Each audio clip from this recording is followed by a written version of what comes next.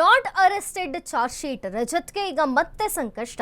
Girish ನಾಯ್ಡುಗೆ big boss ಮಾಜಿ ಸ್ಪರ್ಧಿ ಬೆದರಿಕೆ case. Not arrested charge sheet ರಜತ್ಗೆ ಮತ್ತೆ ಸಂಕಷ್ಟ. ಗಿರೀಶ್ ನಾಯ್ಡುಗೆ ಮಾಜಿ ಬಿಗ್ ಬಾಸ್ ಸ್ಪರ್ಧಿ ಬೆದರಿಕೆ ಕೇಸ್. ಬಿಗ್ ಬಾಸ್ ಖ್ಯಾತಿಯ ರಜತ್ ವಿರುದ್ಧ ದಾಖಲಾಗಿದ್ದಂತಹ ಪ್ರಕರಣ.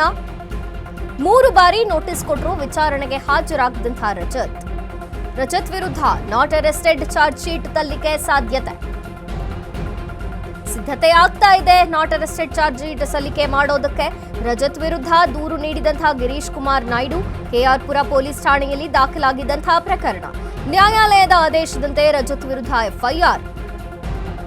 ಹಿಂದೆ ನಾಯ್ಡು ಮನೆ ಬಳಿ ಬಂದು ವಾಗ್ದಾಳಿ ನಡೆಸಿದ್ದಂತಹ ರಜತ್ ಧಮಕಿ ಹಾಕಿದ್ರು. ರಜತ್ ಹೊರಗೆ ಬಾ, ಇಲ್ಲವಾದ್ರೆ ಹುಡುಗರನ್ನ ಕಳಿಸ್ಲಾ ಅಂತ ಬೆದರಿಕೆ ಹಾಕಿದ್ರು.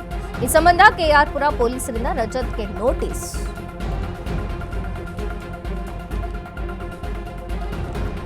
ನಾಟ್ ಅರೆಸ್ಟೆಡ್ ಚಾರ್ಜ್ ಶೀಟ್ ರಜತ್ಗೆ ಈಗ ಮತ್ತೆ ಸಂಕಷ್ಟ ಬಂದಿದೆ.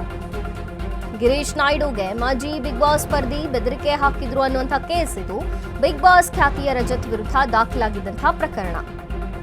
3 ಬಾರಿ ನೋಟಿಸ್ ಕೊಟ್ಟರು ವಿಚಾರಣೆಗೆ ಹಾಜರಾಗಲಿಲ್ಲ ರಜತ್.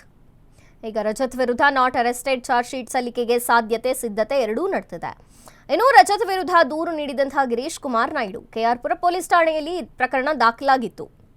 ನ್ಯಾಯಾಲಯದ ಆದೇಶದಂತೆ ರಜತ್ ವಿರುದ್ಧ ಈಗ ಎಫ್ಐಆರ್ಗೂ ಸಿದ್ಧತೆ ನಡೆದಿದೆ. ಚಾರ್ಜ್ ಶೀಟ್ ಹಾಕೋದಕ್ಕೆ ಸಿದ್ಧತೆ ಆಗ್ತಾ ಇದೆ. ನಾಯ್ಡು ಮನೆ ಬಳಿ ಬಂದು ವಾಗ್ದಾಳಿಯನ್ನ ನಡೆಸಿದ್ರಂತೆ ರಜತ್. ಹೊರಗೆ ಬಾ, ಇಲ್ಲವಾದ್ರೆ ಹುಡುಗರನ್ನ ಕಳಿಸ್ಲಾ ಅಂತೆಲ್ಲ ಬೆದರಿಕೆ ಹಾಕಿದ್ರಂತೆ. ಈ ಸಂಬಂಧ ಕೇಸ್ ದಾಖಲಾಗಿತ್ತು. ಕೆಆರ್ಪುರ ಪೊಲೀಸರಿಂದ ರಜತ್ಗೆ ನೋಟಿಸ್ ಬಂದಿತ್ತು.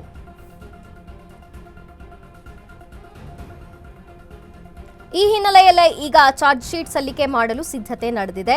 ಕೆಆರ್ಪುರ ಪೊಲೀಸ್ ಠಾಣೆಗೆ ಬೆದರಿಕೆ ಆಡಿಯೋ. ರಜತ್ ಮನೆಗೆ ಬಂದಿದ್ದಂತಹ ಕಾರ್ ಲೊಕೇಶನ್ ನೀಡಿದ್ದ ಗಿರೀಶ್ ಕುಮಾರ್ ನಾಯ್ಡು. ಈ ಎಲ್ಲಾ ದಾಖಲೆಗಳನ್ನ ಇಟ್ಕೊಂಡು ಈಗ ಕೋರ್ಟ್ಗೆ ನಾಟ್ ಅರೆಸ್ಟೆಡ್ ಚಾರ್ಜ್ ಶೀಟ್ ಸಲ್ಲಿಕೆ ಮಾಡಲು ಸಿದ್ಧತೆಯನ್ನ ಮಾಡಿಕೊಳ್ಳಲಾಗ್ತಾ ಇದೆ. ಧಮಕಿ ಹಾಕಿದ್ರಂತೆ ಮತ್ತು ಮನೆಯ ಹತ್ರ ಬಂದು ಜೋರಾಗಿ ಮಾತನಾಡಿ ವಾಗ್ದಾಳಿಯನ್ನ ನಡೆಸಿದ್ರಂತೆ ರಜತ್. ಹೊರಗೆ ಬಾ, ಇಲ್ಲವಾದ್ರೆ ಹುಡುಗರನ್ನ ಕಳಿಸ್ಲಾ ಅಂತೆಲ್ಲ ಬೆದರಿಕೆ ಹಾಕಿದ್ರಂತೆ. ಈ ವಿಚಾರದಲ್ಲಿ ಗಿರೀಶ್ ಕುಮಾರ್ ನಾಯ್ಡು ದೂರಿನ ಮೇರೆಗೆ ಕೆಆರ್ಪುರ ಪೊಲೀಸ್ ಠಾಣೆಯಲ್ಲಿ ಪ್ರಕರಣ ದಾಖಲಾಗಿತ್ತು. ರಜತ್ ವಿರುದ್ಧ ನಾಟ್ ಅರೆಸ್ಟೆಡ್ ಚಾರ್ಜ್ ಶೀಟ್ ಸಲ್ಲಿಕೆ ಮಾಡಲು ಸಿದ್ಧತೆ. ಕೋರ್ಟ್ ಆದೇಶದ ಅನ್ವಯ ದಾಖಲಾಗಿತ್ತು ಎಫ್ಐಆರ್.